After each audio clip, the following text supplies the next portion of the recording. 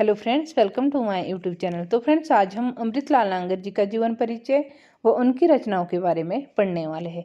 इनकी रचनाओं के अंदर हम इन्होंने कौन कौन सी कहानियाँ लिखी है और इनके द्वारा कौन कौन से उपन्यास लिखे गए हैं, हास्य व्यंग्य, बाल साहित्य और कौन कौन से संस्मरण लिखे हैं, उन सभी के बारे में पढ़ने वाले हैं।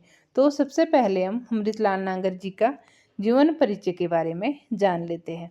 इनका जन्म हुआ था 17 अगस्त 1916 ईस्वी को। उत्तर प्रदेश में इनका जन्म हुआ था।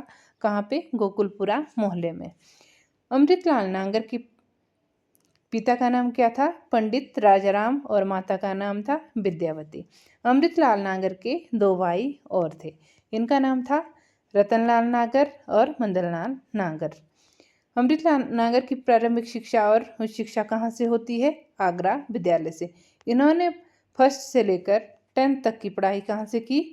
आगरा विद्यालय से।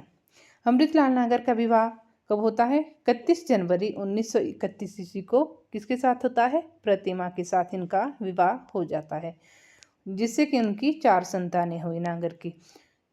कुमुद नागर, शरद नागर, अचला नागर और आरती नागर, ये इनकी 4 संतानें हैं। अमृतलाल नागर का निधन कब होता है? 1 फरवरी 1990 ईस्वी को इनकी मृत्यु हो जाती है। अब देख लेते हम इनको कौन कौन से पुरस्कार दिए गए थे।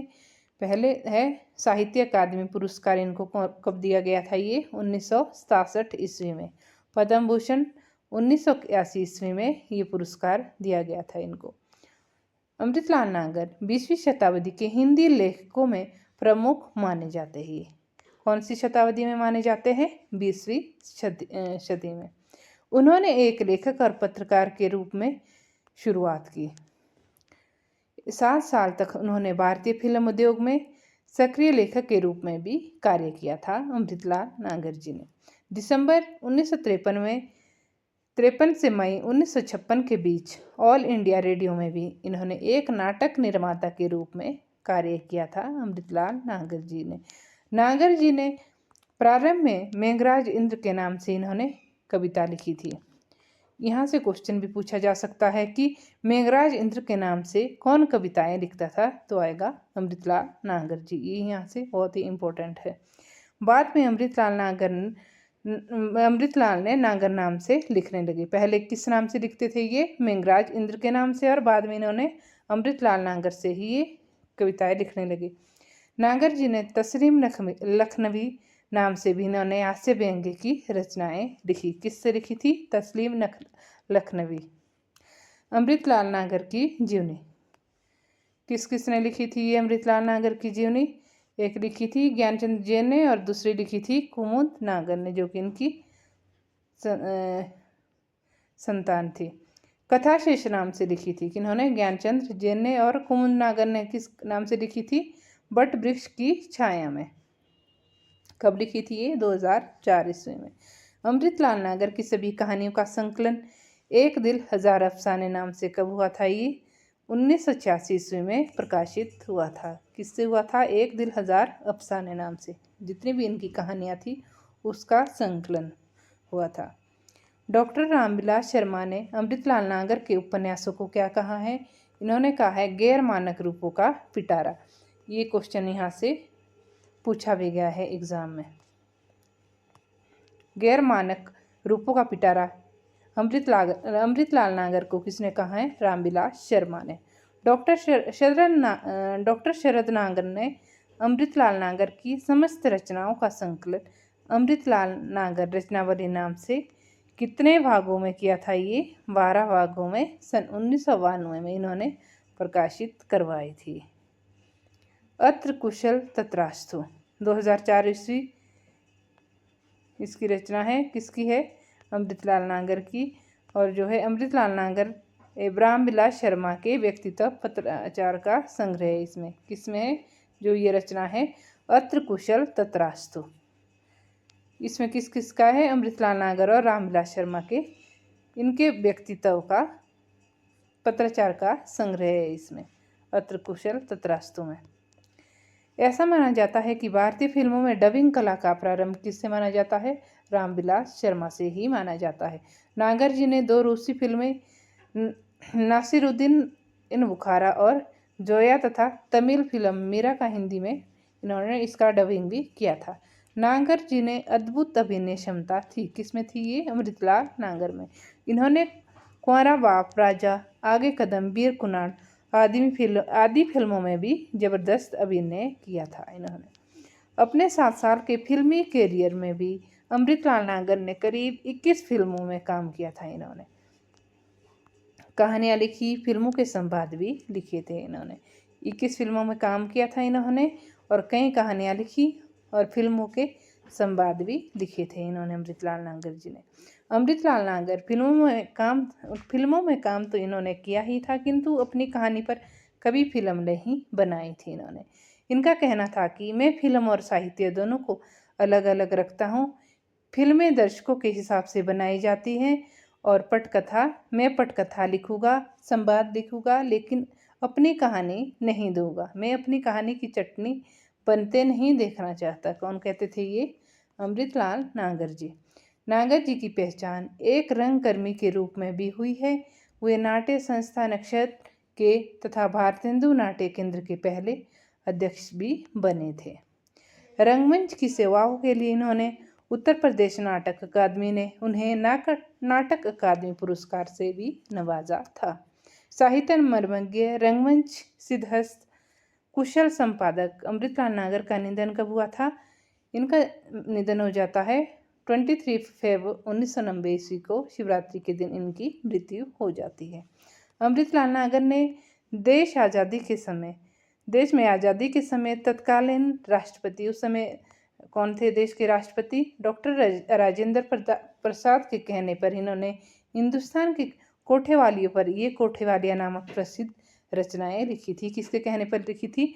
जो कि उस समय भारत के राष्ट्रपति थे डॉक्टर राजेंद्र प्रसाद। इनके कहने पर ये जो है इन्होंने रचना लिखी थी कोठेवालिया। अब देख लेते हैं हम इनकी रचनाएं। इन्होंने कौन कौन सी रचनाएं लिखी है? सबसे पहले हम इनकी कहानियों को देख लेते हैं। कौन कौन सी कहानियाँ लिखी है? इनके द्वारा लिखित 11 कहानियाँ हैं।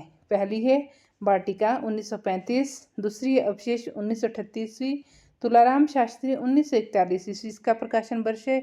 आदमी नहीं नहीं ये 1947, पांचवा दस्ता 1948 ईस्वी, एक दिल हजार दास्ता ये 1955, एटम बम 1956, पीपल की परी, ये सारी इनकी जो है कहानियाँ हैं। इसके पश्चात देख लेते हैं हम इनके उपन्यास। इनके उपन्यास कितने हैं? ये है 15 उपन्यास। महाकाल हो गया, सेठ बांकेमल, शतरंज के मोहरे, अमृत और विष, एक दाने मिश्राए, नाचियो बहुत गोपाल, 7 घूंघट वाला मुखड़ा सुहाग, केवनुपुर, बूंद और समुद्र, मानस का हंस, खंजर नयन, अग्निगर्भा पीड़िया, करवट विकृत, ये सारे इनके उपन्यास हैं। हास्य व्यंग्य, इन्होंने हास्य व्यंग्य भी लिखे। नवाबी मसनद, कृपया दाएं चलिए, हम, फिदाए लखनऊ, मेरी श्रेष्ठ व्यंग्य रचनाएं, चकलसी, इनकी 5 हास्य व्यंग्य इनके द्वारा रचित। अब आता है बाल साहित्य। इन्होंने बाल साहित्य भी लिखा है। ये आप इसको यहाँ से खुद ही पढ़ सकते हैं। कितने बाल साहित्य ये 15 लिखे हैं इन्होंने। उसके पश्चात आते हैं इनके जीवन चरित्र के बारे में देख लेते हैं। सभ्यता के निर्माता, 6 युग पुरुष, महान विचारक, महान युग निर्माता किसको कहा जाता है? अमृतलाल नागर को। संस्मरण, जीवनी एवं निबंध देख लेते हैं। इन्होंने कौन कौन से लिखे हैं? ये जिनके साथ जिया, ये इनका क्या है? संस्मरण है। 1973 ईस्वी इसका प्रकाशन वर्ष है। चैतन्य महाप्रभु, ये इनकी जीवनी है। ये यहाँ से इनकी जीवनियाँ पूछी जाती है जो कि इम्पोर्टेंट है जीवनियाँ। साहित्य और संस्कृति, ये निबंध संग्रह है। टुकड़े टुकड़े दास्तान, ये इनका संस्मरण है। ये पूछा जाता है जैसे चैतन्य महाप्रभु क्या है, या इसका प्रकाशन वर्ष पूछ लिया जाएगा, या पूछ लिया जाएगा कि संस्मरण है, निबंध संग्रह है या जीवनी है। ये अमृतलाल नागर की क्या है। उसके पश्चात इनके अन्य साहित्य भी है।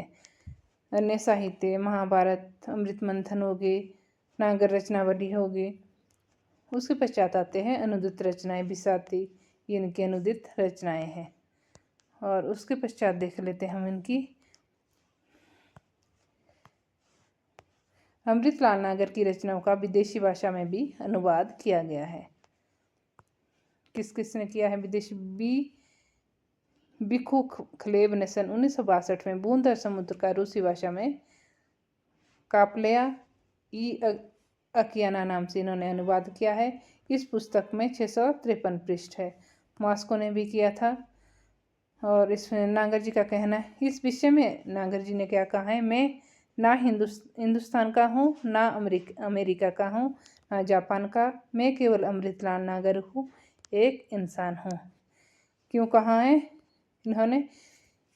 क्योंकि अमृतलाल नागर की रचनाओं का विदेशी भाषाओं में भी अनुवाद किया गया था।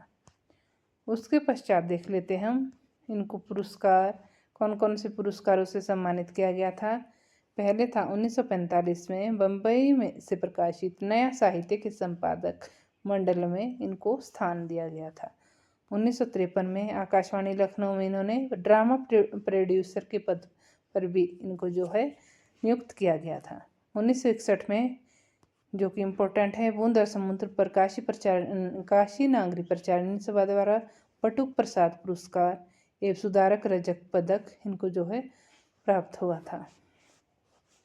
सुहाग के नूपुर पर 1962 में उत्तर प्रदेश सरकार ने प्रेमचंद पुरस्कार इनको प्राप्त हुआ था। 1967 में अमृत और विष साहित्य अकादमी पुरस्कार दिया गया था। 1970 में ही अमृत और विष सोवियत लैंड नेहरू पुरस्कार भी इनको प्राप्त हुआ था। 1970 में इन्होंने हिंदी रंगमंच की विशिष्ट सेवा के लिए उत्तर प्रदेश संगीत अकादमी पुरस्कार भी इनको प्राप्त हुआ था। सन 1972 में साहित्य सेवाओं पर युगांतर का पुरस्कार दिया गया था इनको।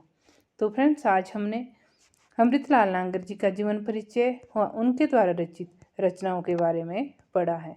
तो फ्रेंड्स, यदि आपको ये वीडियो पसंद आती है तो लाइक, शेयर और सब्सक्राइब जरूर कीजिएगा। इसी के साथ आज हमारी वीडियो समाप्त होती है। धन्यवाद।